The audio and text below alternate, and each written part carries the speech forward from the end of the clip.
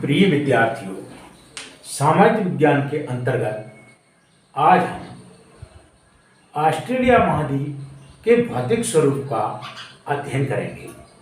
जैसा कि आप जानते हैं, किसी भी स्थान को जानने के लिए प्रथमतः उसकी भौगोलिक स्थिति, अक्षांशीय और देशांतरीय स्थिति को जानना आवश्यक है। आइए हम ऑस्ट्रेलिया महाद्वीप के विषय में ग्लोब पर देखते हैं। तो ऑस्ट्रेलिया महाद्वीप ग्लोब पर भूमध्य रेखा के बिल्कुल दक्षिण में, प्रधान देशांतर रेखा के बिल्कुल पूर्व में, अतः ऑस्ट्रेलिया महाद्वीप दक्षिणी पूर्वी गोलार्ध में स्थित है। इसका अक्षांशीय विस्तार 10 दक्षिणी अक्षांश से लेकर 39 दक्षिणी अक्षांश तक है और इसका देशांतरीय विस्तार 113 पूर्वी देशांतर से लेकर 153 पूर्वी देशांतर के मध्य फैला है। इस महाद्वीप की लंबाई उत्तर से लेकर दक्षिण तक 3200 किलोमीटर है। वहीं इसकी चौड़ाई पश्चिम से पूर्व तक 3900 किलोमीटर है। इस महाद्वीप का कुल क्षेत्रफल 76,86,850 वर्ग किलोमीटर है। इस महाद्वीप के चारों ओर महासागर फैले हैं, अतः इसको द्वीपीय महाद्वीप भी बोलते हैं। इस महाद्वीप में न्यूजीलैंड, पापुआ न्यू गिनी और अन्य छोटे छोटे सैकड़ों द्वीपों को जब मिला लिया जाता है तो इसको ओशिनिया महाद्वीप बोलते हैं। इस महाद्वीप में 7 राज्य हैं।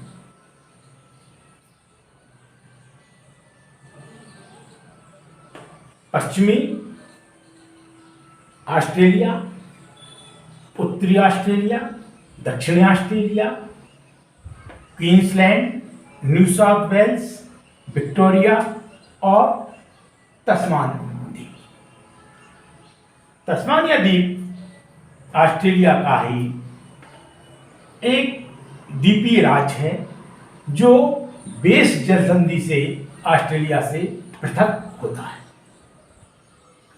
ऑस्ट्रेलिया महाद्वीप के चारों ओर फैले हुए महासागर और सागरों को हम जानते हैं। ऑस्ट्रेलिया महाद्वीप के पश्चिम में हिंद महासागर है। महाद्वीप के पूर्व में प्रशांत महासागर है। इस महाद्वीप के चारों ओर जो सागर हैं वह है पूर्वी तिमोर द्वीप और ऑस्ट्रेलिया के मध्य में तिमोर सागर, ऑस्ट्रेलिया और पापुआ न्यू गिनी द्वीप के मध्य आराफोरा सागर, उत्तर पूर्व में कोरल सागर, न्यूजीलैंड और ऑस्ट्रेलिया के मध्य में तस्मान सागर पाए जाते हैं। इस महाद्वीप में खाड़ियां उत्तर में कारपेंट्रिया की खाड़ी पाई जाती है, दक्षिण में मरे डार्लिंग नदी के मुहाने पर स्पेंसर की खाड़ी पाई जाती है और दक्षिण ऑस्ट्रेलिया में एक वाइट जैसी आकृति पाई जाती है। इसको ग्रेट वाइट ऑफ ऑस्ट्रेलिया बोलते हैं या दक्षिण ऑस्ट्रेलिया की महान खाड़ी बोलते हैं।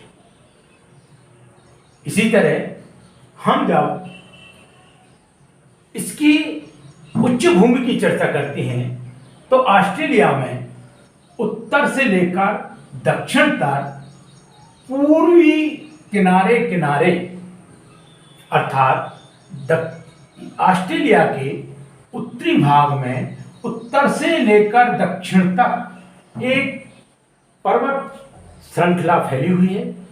यह कॉर्डिलेरा के रूप में है। कार्डिलेरा से तात्पर्य होता है ऐसे पर्वतों की श्रेणियां जो बीच बीच में कुछ हटकर हों, बीच बीच में कुछ पठार आ गए हों, सतत पर्वत श्रेणियां ना हों, ऐसी पर्वत श्रृंखलाओं को कॉर्डिलेरा बोलती हैं। ऑस्ट्रेलिया में पाई जाने वाली पूर्वी तट के सारे उत्तर से लेकर दक्षिण तक जो पर्वत श्रेणी या कॉर्डिलेरा पाए जाते हैं उसको ग्रेट डिवाइडिंग रेंज के नाम से जानते हैं। ग्रेट डिवाइडिंग रेंज उत्तर में जहां चौड़ी और कम ऊंची है, दक्षिण में आते आते वह सकरी और बहुत ऊंची होती जाती है। इसी दक्षिणी भाग में इस ग्रेट डिवाइडिंग रेंज की सबसे ऊंची चोटी कोसियुस्को चोटी है। ग्रेट डिवाइडिंग रेंज के अतिरिक्त ऑस्ट्रेलिया में मध्य में एक पर्वत पाया जाता है, मैकडोनाल्ड, और ऐसे ही उत्तर पश्चिम में एक पर्वत पाया जाता है, हेमर पर्वत। दक्षिण पश्चिम में एक और पर्वत श्रेणी पाई जाती है, इसको डार्लिंग रेंज के नाम से जानते हैं। पर्वतों के बाद ऑस्ट्रेलिया की अधिकांश भूमि पठारी भूमि है। यहाँ वर्षा कम होती है। पूर्वी क्षेत्रों को छोड़कर जहाँ ग्रेट डिवाइडिंग रेंज से भाप भरी हवाएं टकराकर खूब वर्षा करती हैं और शेष ऑस्ट्रेलिया में कोई ऊंची पर्वत श्रेणी न होने के कारण इन भाप भरी हवाओं को नहीं रोक पाती और ये शुष्क मरुस्थल या प्यासी भूमि का देश कहलाता है। इस ऑस्ट्रेलिया महाद्वीप में उत्तर में किम्बरले का पठार है और पश्चिम में सारी भूमि ही पठारी भूमि है, जहां कहीं कहीं सूखी घास या कठोर चट्टानों के या रेतीली भाग पाई जाती हैं। अतः ऑस्ट्रेलिया को मरुस्थलों का भी देश कहती हैं। वर्षा की कमी के कारण यहाँ की अधिकांश भूमि जो पश्चिम भाग में है मरुस्थल के रूप में बदल गई है। प्रमुख मरुस्थलों में उत्तर पश्चिम में ग्रेट सैंडी का मरुस्थल, ग्रेट सैंडी मरुस्थल के नीचे दक्षिण मध्य में गिब्सन का मरुस्थल, गिब्सन मरुस्थल के दक्षिण में ग्रेट विक्टोरिया का मरुस्थल पाया जाता है। इसी तरह मध्य उत्तर में ऑस्ट्रेलिया में तमानी का मरुस्थल पाया जाता है और मध्य ऑस्ट्रेलिया में सिम्पसन का मरुस्थल पाया जाता है। इस तरह से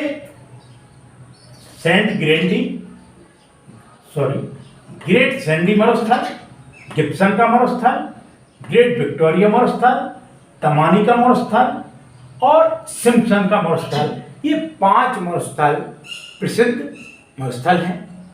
इनमें पश्चिम के मरुस्थल सबसे शुष्क मरुस्थल हैं, जबकि सिम्पसन के मरुस्थल और तमानी के मरुस्थल में कहीं कहीं घास और पेड़ एक साथ पाए जाते हैं। इन सूखी घास के मैदानों में पशुपालन बृहत मात्रा में किया जाता है। इसके विषय में हम अलग से पढ़ाएंगे। भौतिक स्वरूप के अंतर्गत जहां हमने पर्वतों को पढ़ा, पठारों को जाना, मरुस्थलों को जाना, नदी को जानते हैं। ऑस्ट्रेलिया महाद्वीप में प्रमुख रूप से एक नदी दक्षिणी ग्रेट डिवाइडिंग रेंज पर्वत के पास से निकलती हुई दक्षिण में स्पेंसर की खाड़ी में गिरती है। इसका नाम है मरे नदी। और उत्तर पूर्व से एक नदी निकलती है जिसका नाम है डार्लिंग और ये मरे नदी में मिल जाती है। मरे मुख्य नदी है, डार्लिंग इसकी सहायक नदी है। इन दोनों नदियों को मरे डार्लिंग नदी से जानते हैं। मरे डार्लिंग नदी के मुहाने पर एक कंगारू द्वीप भी है। यहाँ राष्ट्रीय उद्यान का निर्माण किया गया है क्योंकि कंगारू यहाँ का राष्ट्रीय जीव है और यह मात्र ऑस्ट्रेलिया महाद्वीप में ही पाया जाता है। नदियां और भी हैं छोटी छोटी, प्रमुख रूप से मरे और डार्लिंग नदियां ही ऑस्ट्रेलिया में पाई जाती हैं। दक्षिण मध्य के थोड़े पूर्व में एक खारे पानी की वृत्त झील पाई जाती है जिसका नाम है आयर झील। आयर झील समुद्र तट से नीची है। यही कारण है कि यहाँ सैकड़ों छोटी छोटी प्रभावित होने वाली नदियाँ जो मैकडॉनल्ड पर्वत से, किम्बरले पठार से या अन्य उच्च भूमि से निकलकर बहती हुई आयर झील में गिरती हैं। ये नदियाँ समुद्र तक नहीं आ पाती, अतः इस क्षेत्र को अंतः प्रवाही क्षेत्र बोलते हैं। अंतः प्रवाही क्षेत्र वह होता है जिसमें नदियां समुद्र तक नहीं पहुंचती और किसी गहरे या झील प्रदेश में ही अपना मुहाना बनाती हैं। आयर झील ऐसी छोटी छोटी सैकड़ों नदियों का मुहाना है जहां ये नदियां अपनी जल राशि को विसर्जित करती हैं। ऐसे ही ऑस्ट्रेलिया महाद्वीप के उत्तर पूर्व में आयर झील के उत्तर पूर्व में एक आर्टिजियन नाम का निम्न भूमि क्षेत्र पाया जाता है। यह क्षेत्र डाउन्स घास के मैदान से भी प्रसिद्ध है। इस आर्टिजियन क्षेत्र की मुख्य विशेषता यह है कि यह अंतर प्रवाही क्षेत्र है। यहाँ अधोभूमिक जल का स्तर बिल्कुल ऊंचा है।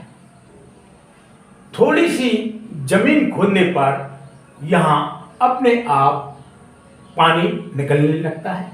यहाँ तक कि यहाँ उत्सुत कूप पाए जाते हैं। उत्सुत कूप से तात्पर्य यह है कि वे भूमि के झरने जो बिना किसी यंत्र के पानी को फव्वारे के रूप में ऊपर निकालती हैं। ऑस्ट्रेलिया में इस तरह के उत्सुत कूप पाए जाते हैं।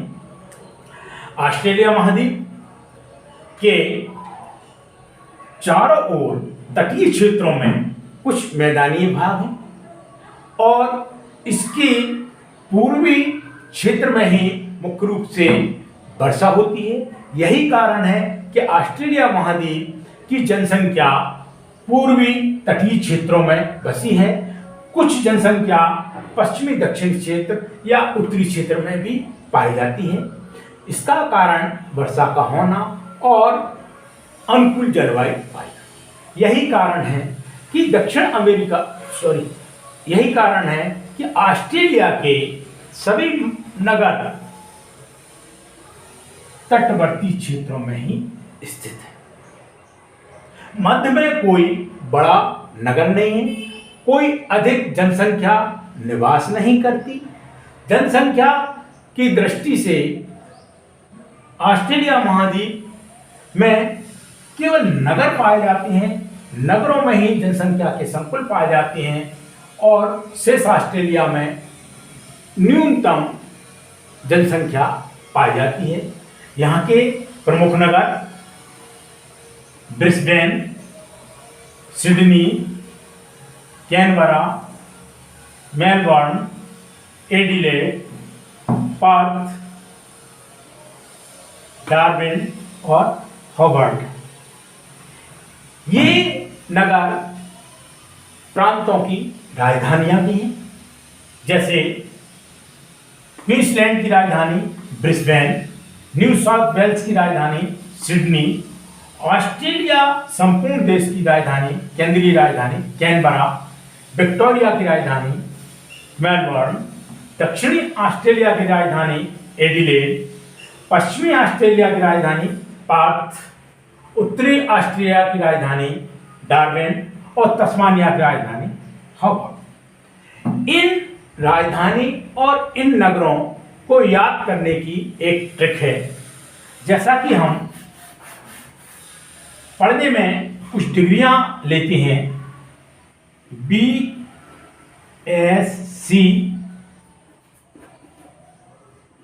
MA, PhD।